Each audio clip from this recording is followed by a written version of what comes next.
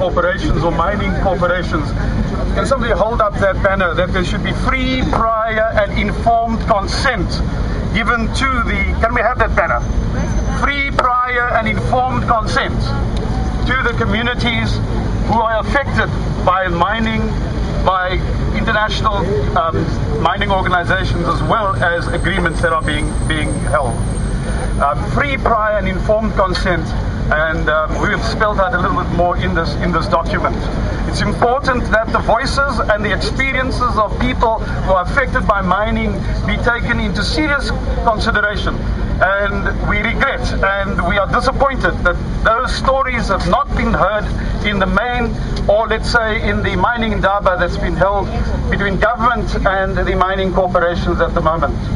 In fact, the stories have been told, and we have heard dreadful stories from communities throughout Africa of how the effects in terms of health, of social deprivation, and of lack of consultation has resulted in communities being adversely affected by mineral rights given to international mining companies. So that's point one. We want you to seriously convey, sir, to your cabinet, as well as to the Department of Minerals and Mining, as well as to the Minister. The second, related to that, sir, is about the power that is adversely distributed towards these communities, that the asymmetry of power needs to be redressed, and that there needs to be a leveled playing field of power for negotiation as well as for outcomes of mining between the communities that are affected by mining as well as those who sign mining rights with our government.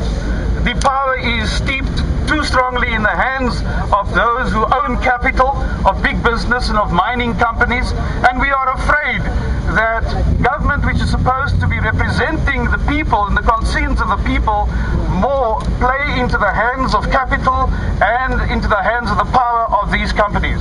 So that's the second related point we are seriously concerned about, and would we ask those who have that banner to raise it up, that the symmetry of power or the asymmetrical balance of power be brought to a level playing field with the communities.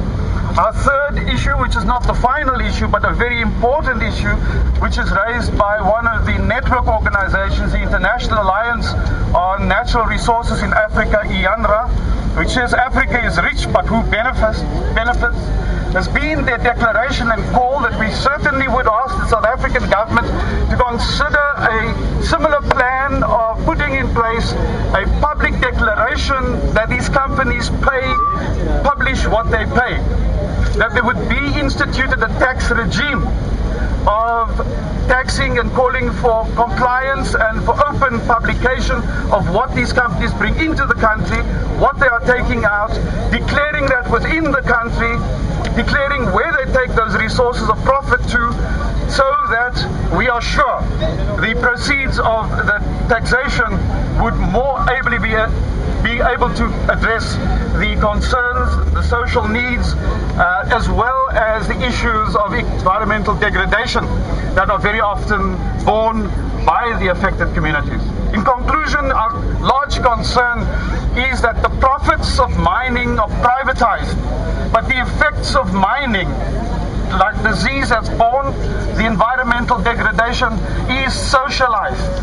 We are saying government needs to pay attention towards socializing the profits and thus privatizing the effects that occur.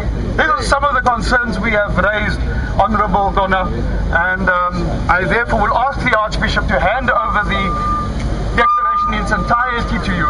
Could we ask you, this company, that you would pledge to study that declaration and to carry its contents over to your department as well as to the Minister of Mines and Minerals? Sign up, sign up, sign up.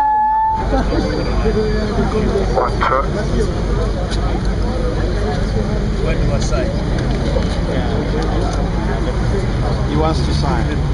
When do I sign? Anywhere? Just on the last page. Last page.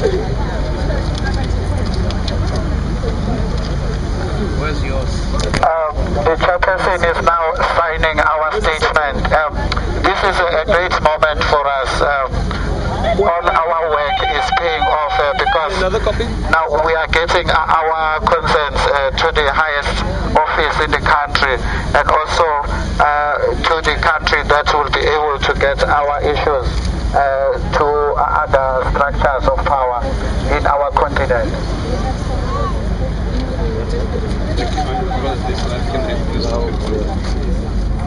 Sign and hand over.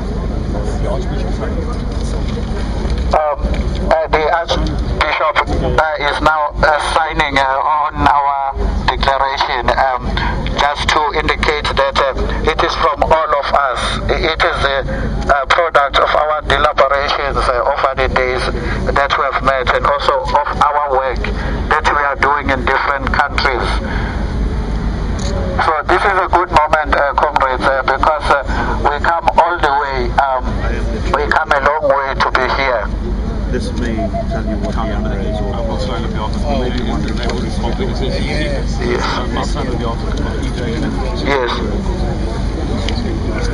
Yes. So,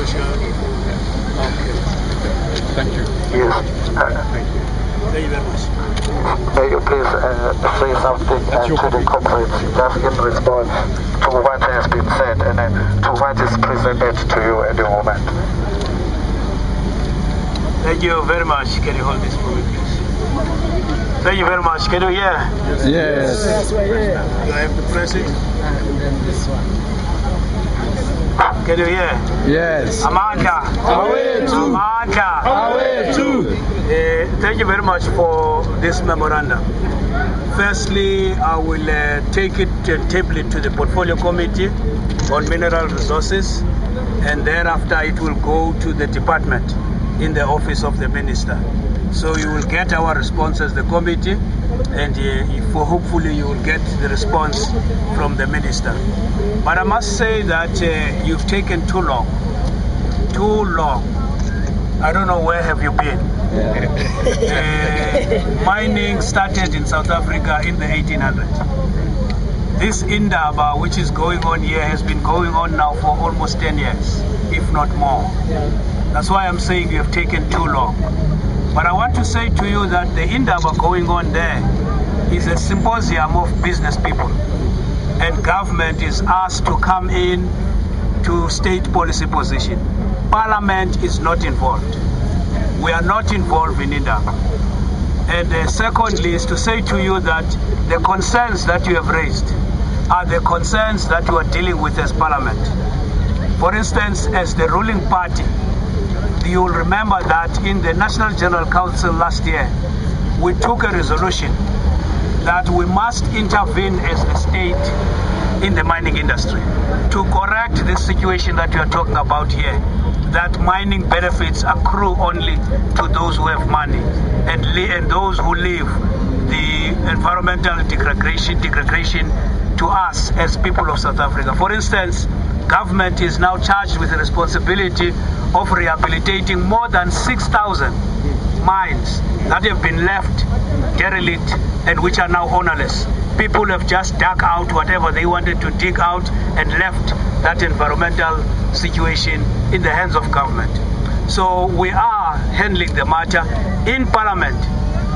You would know that we are dealing with the issue of the state-owned mining company. We've just recently come back from Chile and Bolivia, which we believe are the progressive countries that have taken a very strong resolution to intervene in the mining industry on behalf of their people. Therefore, we are saying in Africa, we've taken too long and allowed people to actually loot our mineral wealth and taken it to where they are and left us as we are. But I'm going to extend an invitation to you as the first intervention. We are holding public hearings on the transformation in the mines as South Africa, Bishop. This transformation includes the benefits that must accrue to mining community, including labor sending areas. This also must talk to the issue of environment. This also must talk to the issue of the transformation in terms of managerial positions.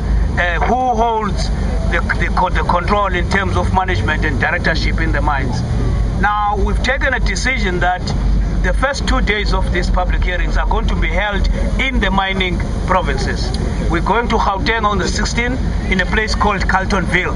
Those of you who can be able to reach out there, we want communities, we want yourselves to come there and tell us and mining bosses what is it that you would want to see changing.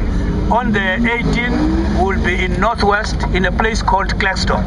And there also, we are expecting communities, workers, and everybody else who has got an interest in mining to come and tell Parliament what is it that we must do. We are making laws here. I saw in one of your placards you're talking about consultation of communities. It is provided for in the MPRDA, which is the mining law. But now, if it is not implemented properly, we are happy to listen to your memorandum and do what is possible for us to do. But rest assured that we are lawmakers. We ask nobody. We don't ask the minister. We don't ask the bosses. We take the decisions informed by what South Africans are looking for. This is People's Parliament. And you must have heard the president saying that this term we are going to be an activist parliament. And therefore we are implementing that literally by going out to people and listening to their concerns, and then we'll grapple with the issue. I'm saying we have taken too long. Some of you know me. I think Comrade Keith here, we're coming a long way. Some of the issues that you are raising here are issues that we fought for whilst I was outside Parliament. Now I have an opportunity to make an impact. But you need to support us by means of what you are doing now, this memorandum that you are presenting, and participating in the parliamentary processes. We will also influence, the developments in Africa, because we are participating in the extractive conference, which is held regularly every 2 years for Africa and for particularly SADC. We will also take some of your concerns into those forums. So therefore, I'm not going to give you time frames, but I hope that there are contact details here. After which, when we have discussed this matter in the portfolio committee, we will revert to you and tell you what is our response. If we need a meeting, we would request that you send a delegation here into Parliament to maybe explain some of the issues if we do not understand them properly. Thank you very much. Amanda! Thank you, the Honorable Mr. Gona. So I will just give the chance to Malcolm to respond on behalf of civil society to what you have just said. Thank you, Honorable Gono, for your words, and also for the fact that you have invited us to engage with you. Especially from the SACC Parliamentary Office, you know that has been the case, and we will take that up wherever that may be. And as you indicated, if there's a need for further engagement, we are open to that and we're willing to do that. So thank you for taking the time to take our statement into consideration, and we know that you will take it forward. Amandla! Thank you. Thank you, guys. Thank you, sir. Where's the patient? Thanks so much. Yeah?